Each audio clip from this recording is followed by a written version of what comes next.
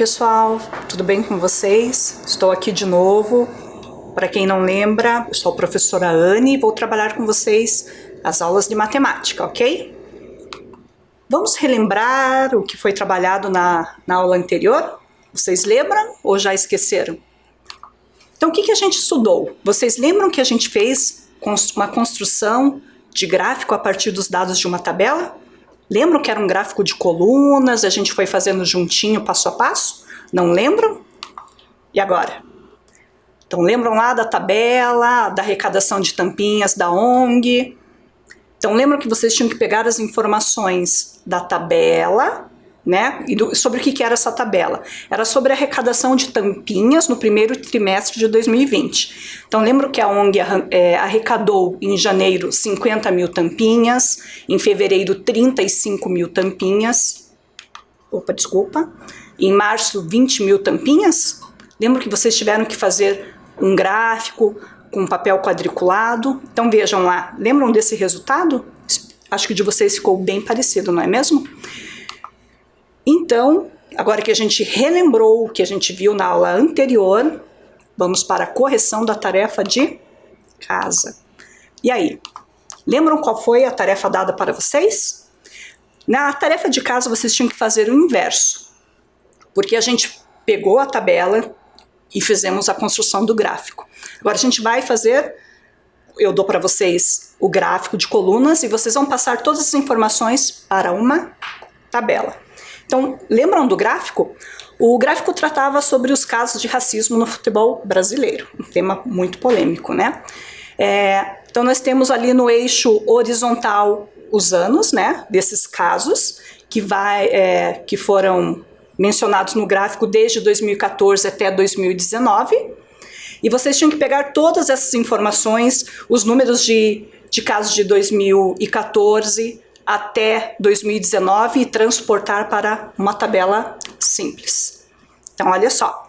Lembra que eu falei para vocês, façam duas colunas simples, uma com um ano e uma com a quantidade de casos? Só esqueci de mencionar para vocês que vocês poderiam, na primeira linha da tabela, colocar também o título, né? Afinal de contas, quem for ler a tabela de vocês, pelo título, já vai saber sobre o que se trata, não é mesmo? Então, vamos lá. Como que ficou o preenchimento da tabela de vocês? Então, olha só. A gente pega o ano de 2014, certo? E pegamos também a quantidade de casos desse ano de 2014 e vamos fazer a mesma coisa com as outras colunas desse gráfico, certo? Então, em 2014, de acordo com a primeira coluna da tabela, nós temos 20 casos de racismo no futebol brasileiro, certo? Em 2015, foram 35 casos. Ao invés de diminuir, a gente percebe que a quantidade de casos aumentou, né? 2016, houve uma diminuição. Em 2017, nós passamos de 25 casos em 2016, passamos para 43 casos em 2017. 2018, teve um pequeno aumento aí, aumentou um caso. E em 2019, o aumento foi um pouquinho maior, né? De 56 casos. Então, conseguiram fazer a tabela? Foi tranquilo esse exercício? Eu acho que é mais fácil fazer uma tabela do que a construção de um gráfico. Vocês acham isso também? Bom, tarefa corrigida. Vamos agora para a aula de hoje, certo? O que vocês acham que a gente vai estudar hoje? Vamos resolver problemas envolvendo gráficos. Já estudamos cada tipo de gráfico e agora vamos para algumas resoluções de problemas, certo? Então vamos para o nosso primeiro problema de hoje. Então, uma pesquisa eleitoral pesquisou a intenção de voto dos candidatos A, B e C, obtendo os resultados apresentados na tabela. Então, como é uma pesquisa, a pesquisa quis saber qual é a intenção de votos. Geralmente isso é muito feito antes das eleições, né? A gente vê muito disso na televisão, às vezes quase que diariamente antes do dia da votação, não é mesmo? Então, olha só, o candidato A está representado na coluna alaranjada. Então, o candidato A, a coluna dele vai até o 1.400. Então, do total de pessoas pesquisadas, 1.400 pessoas falaram que votariam no candidato A. Já o candidato B, representado ali na coluna azul, ele tem 1.620 intenções de voto.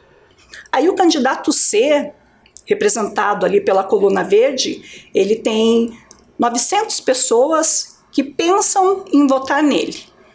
Só que como em toda pesquisa a respeito da intenção de voto, sempre tem uma parte das pessoas pesquisadas que às vezes ainda não decidiram.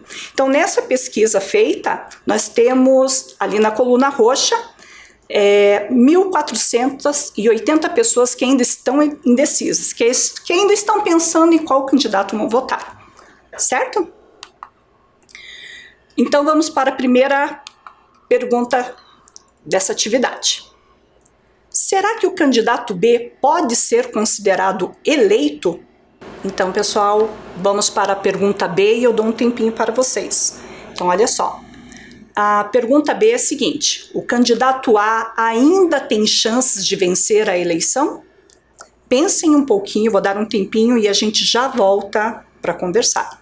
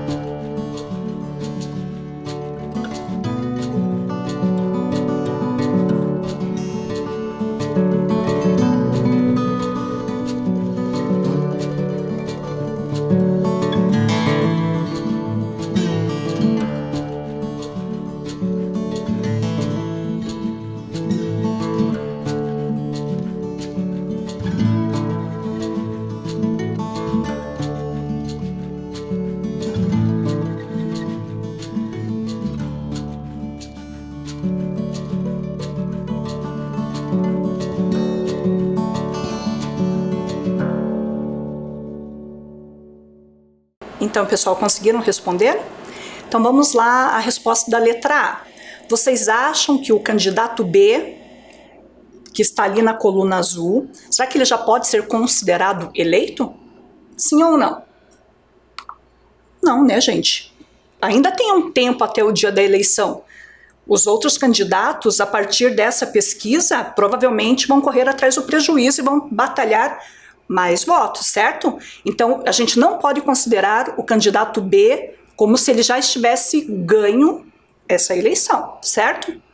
E agora, o candidato A, ali da coluna laranja, será que ele ainda tem chances de vencer? Sim ou não? Já que o candidato B não pode ser considerado eleito ainda, então quer dizer que o candidato A ainda tem chances de batalhar mais votos, principalmente daqueles indecisos ali, né? E de repente ele pode passar o candidato B e pode de repente acabar vencendo a eleição, certo? Vamos lá, mais uma questão para vocês. Qual foi o número de pessoas pesquisadas? Quantas pessoas foram consultadas para que fosse elaborado essa pesquisa de intenção de votos? Como que a gente pode fazer isso daí?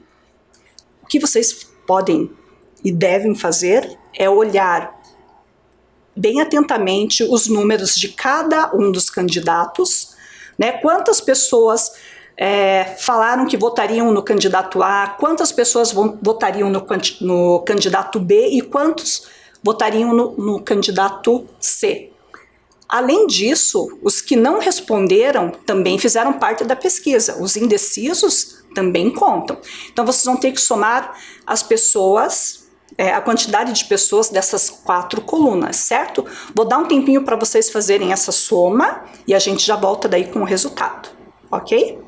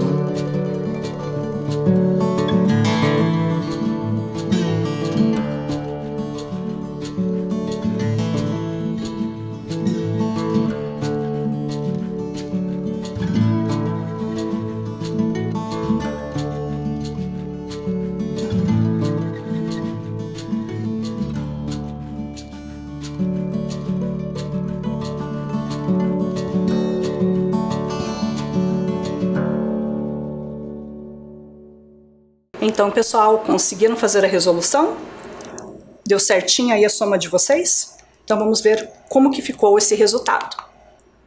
Então, nós conseguimos, né, concluir com a nossa soma que 5.400 pessoas foram consultadas para essa pesquisa de intenção de votos. Então, pessoal, 1.620 pessoas demonstraram intenção de votos no candidato B. 1.480 pessoas estão indecisas, certo? 1.400 pessoas demonstraram intenção, querem votar no candidato A. E 900 pessoas mostraram intenção de votos no candidato C. Então, o resultado quer dizer que, somando tudo, nós temos 5.400 pessoas consultadas para essa pesquisa de intenção de votos. Pessoal, 30 segundinhos para vocês fazerem a correção, se for preciso, é claro.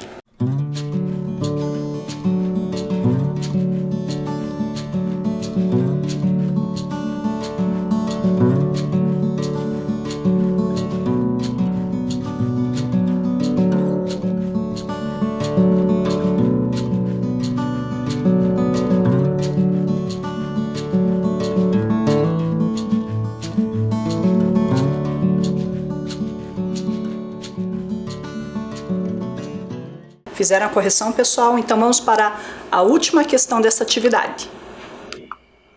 Então, prestem bem atenção. Se o candidato C, aquele verdinho ali da coluna verde, obtivesse 50% dos votos indecisos, como ficaria o resultado dessa pesquisa?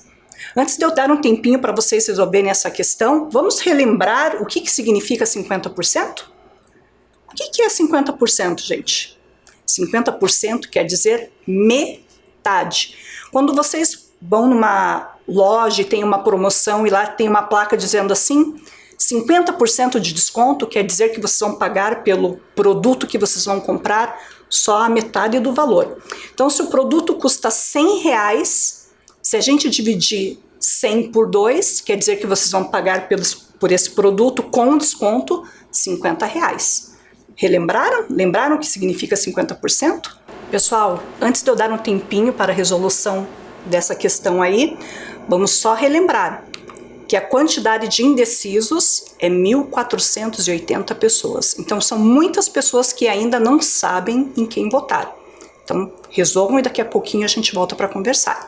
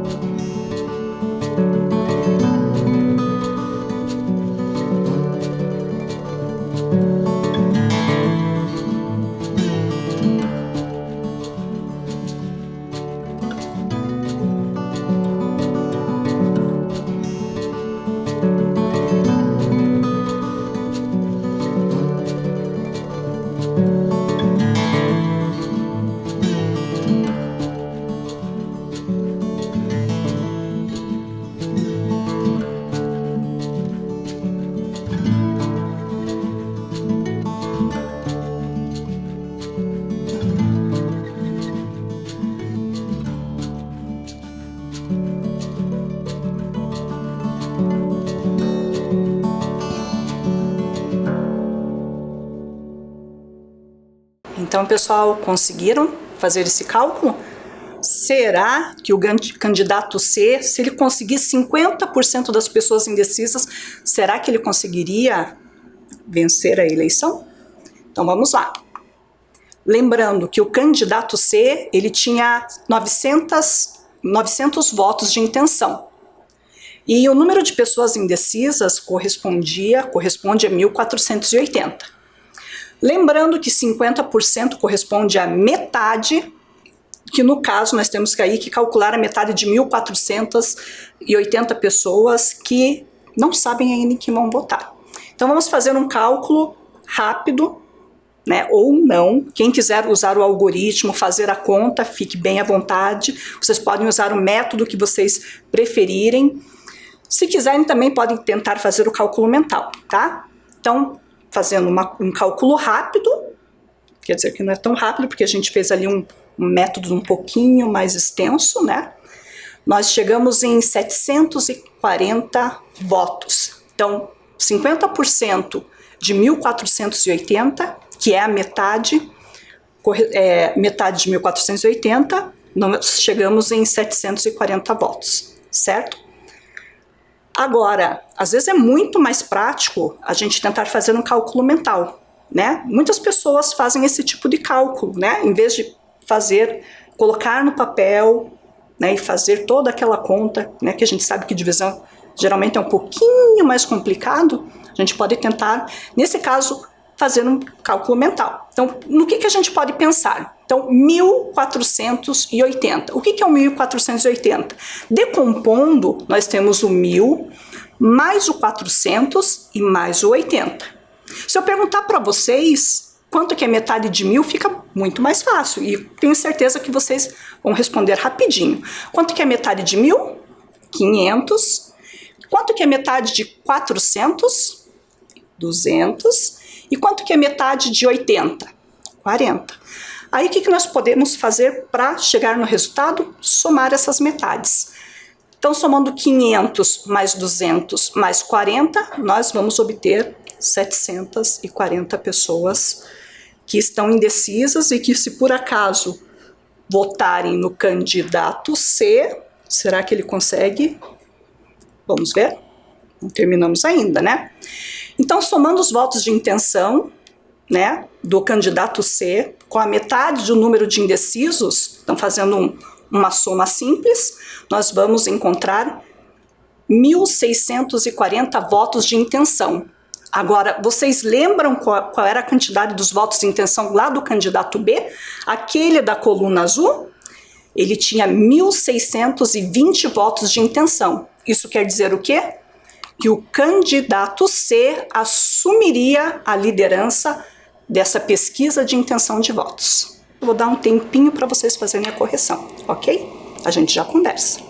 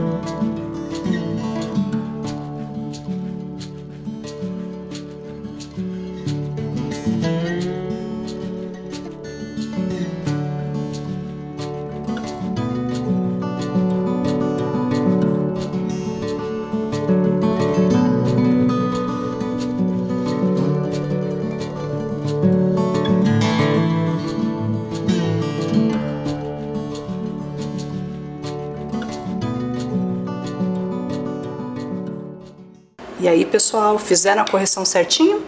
Então vamos lá para mais uma atividade. Então olha só, uma loja virtual apresentou um gráfico com o percentual de vendas de DVDs por gêneros. Então vamos dar uma observada nesse gráfico. Esse gráfico é de setores, lembram? Lembram também que a soma de todas as fatias da pizza de todos os setores tem sempre que resultar em 100%, lembram? Então vamos lá. Foram vendidos 5% dos DVDs desse dia foram de rock.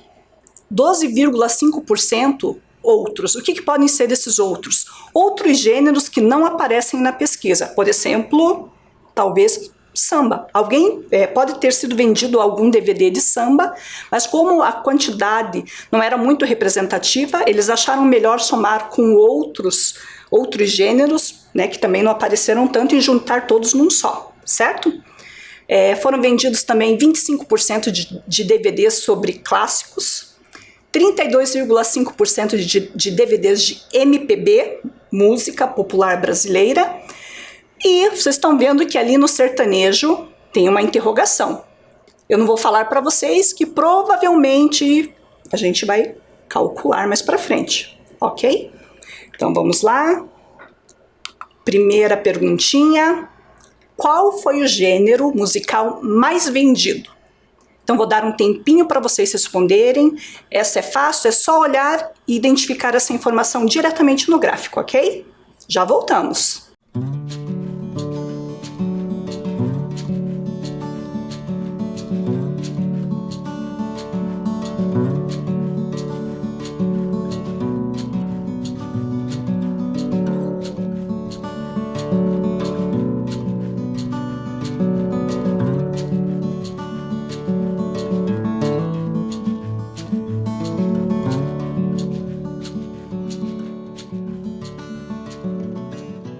Essa foi fácil, não é mesmo?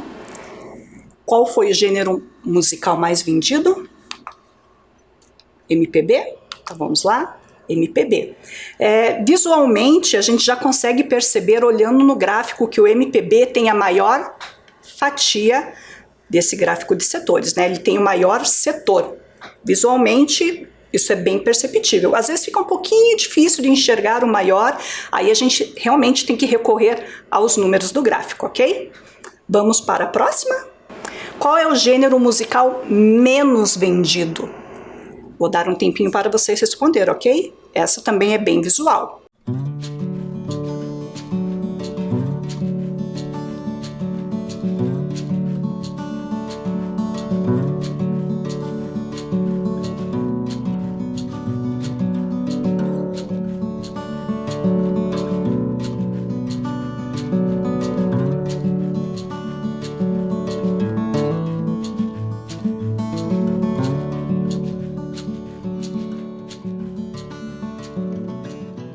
E aí, pessoal, conseguiram responder? Então vamos verificar a resposta. Rock, né? Essa também a gente consegue perceber pela fatia que o rock foi o menos vendido, né? Ele vendeu apenas 5% vendeu apenas 5% de DVDs nesse dia. Vamos para o próximo? Preparados? Então vamos lá. Letra C. Qual foi a porcentagem de vendas do gênero sertanejo? Lembra que tinha uma interrogação que a gente falou que depois ia calcular, então apareceu aí. Então, qual foi a porcentagem? Pessoal, essa daqui é um pouquinho mais complicadinha, porque a gente não tem o percentual, mas a gente tem uma informação muito importante. A gente sabe que somando todas as fatias, todos os setores, a gente sabe que tem que dar exatamente 100%. As outras fatias, as outras porcentagens, a gente conhece. O que será que a gente tem que fazer para descobrir o que está faltando? Querem pensar um pouquinho? Então vamos para a resolução, tentem fazer esse cálculo e a gente já volta com o resultado.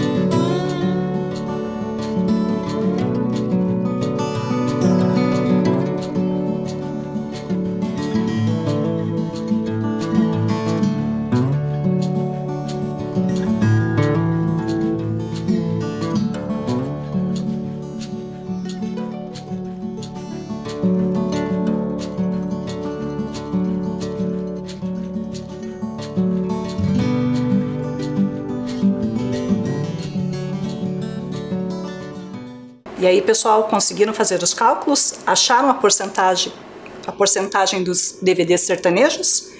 Então vamos lá. A resolução é um pouquinho mais trabalhosa, né? Porque nós temos que fazer uma adição e depois uma subtração, mas não é tão complicado assim. Mas é muito importante que a gente se organize, principalmente na hora de fazer a adição, porque algumas porcentagens têm vírgula. Então a gente precisa organizar muito bem. Sempre vírgula embaixo de vírgula, décimo embaixo de décimo, unidade embaixo de unidade e dezena embaixo de dezena, ok? Então vamos lá, ó, 12,5 mais 25. Aí só tomem cuidado, gente, que às vezes é um erro que a gente acaba percebendo. O 25, ele não tem vírgula. Então é como se tivesse uma vírgula depois do 5. E o 5 de 25 é unidade, por isso que ele está embaixo do 2, ok? 32,5, então lá, vírgula embaixo de vírgula, e o 5.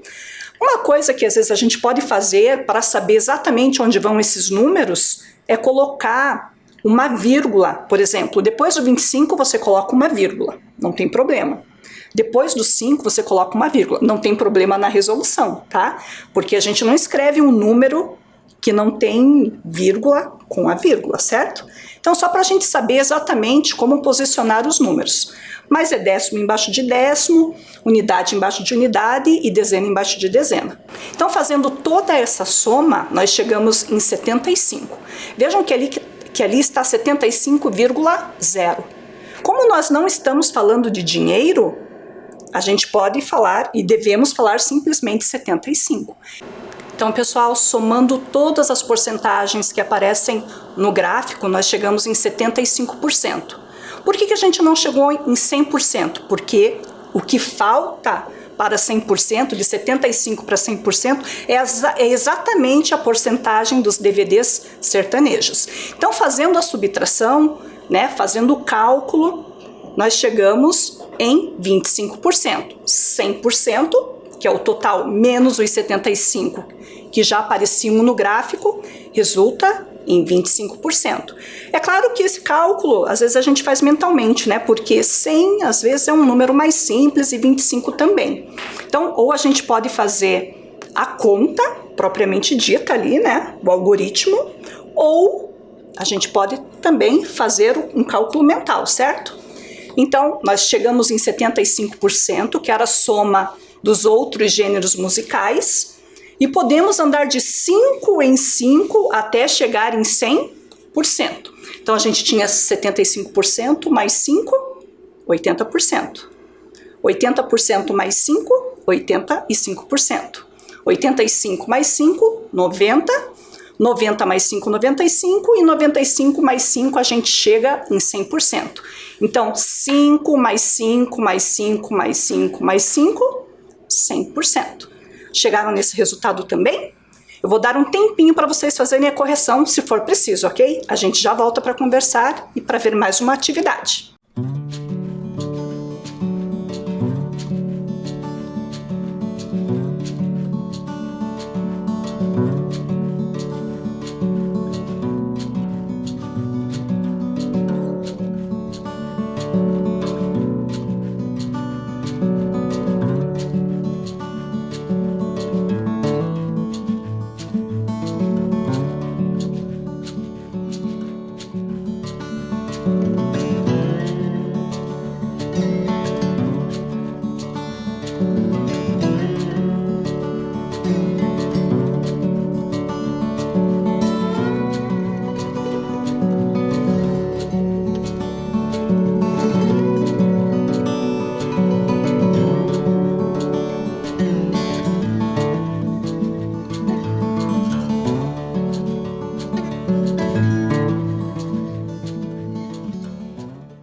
E aí, pessoal, fizeram a correção?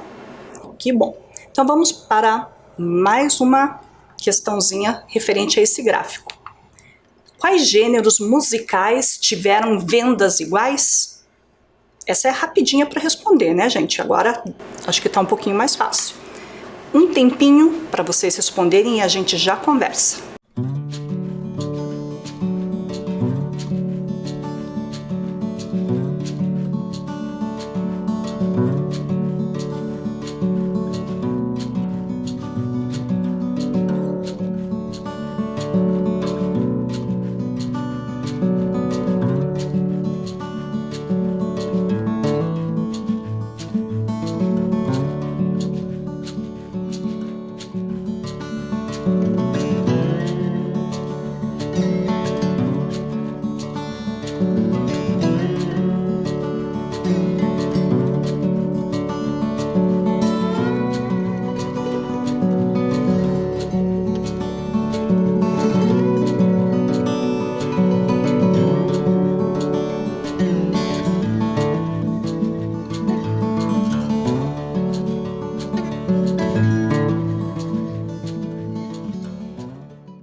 Então, pessoal, conseguiram olhar no gráfico e achar os gêneros que venderam a mesma porcentagem de DVDs?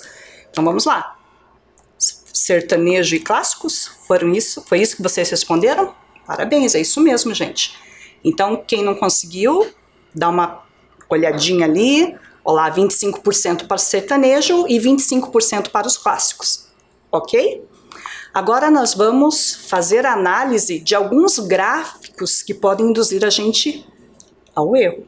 Então esses gráficos foram apresentados em grandes mídias, tá? Foram apresentados em televisão, ou em revistas. Então vou apresentar aqui o primeiro para vocês. Então eu quero que vocês analisem esse gráfico de setores e me digam se vocês não acharam nada de estranho. Então esse gráfico fala sobre a corrida presidencial nos Estados Unidos, ok? Então prestem bem atenção, vê se vocês não acham alguma coisa estranha e depois a gente volta a conversar, ok?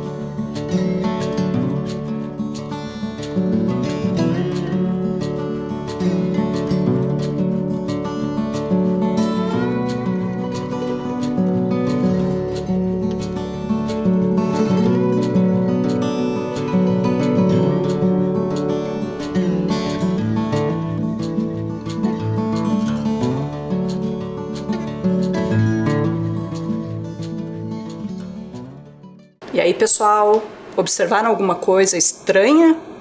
Então vamos lá.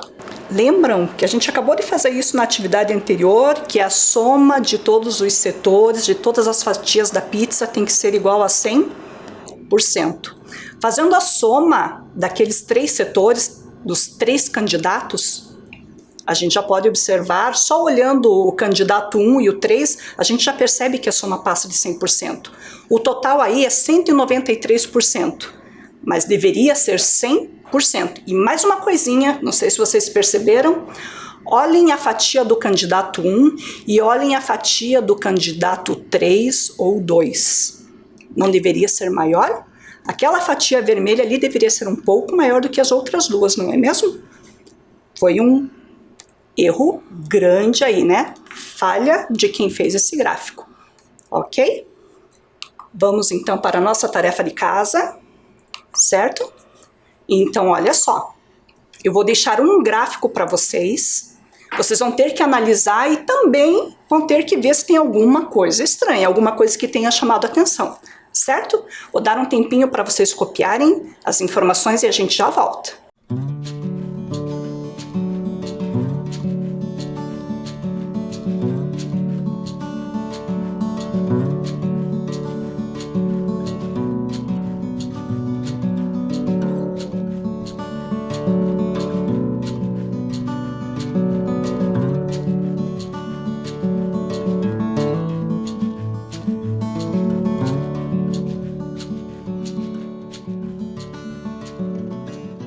Então, pessoal, anotaram as informações deste gráfico? Na próxima aula nós vamos conversar sobre isso, ok? Até mais!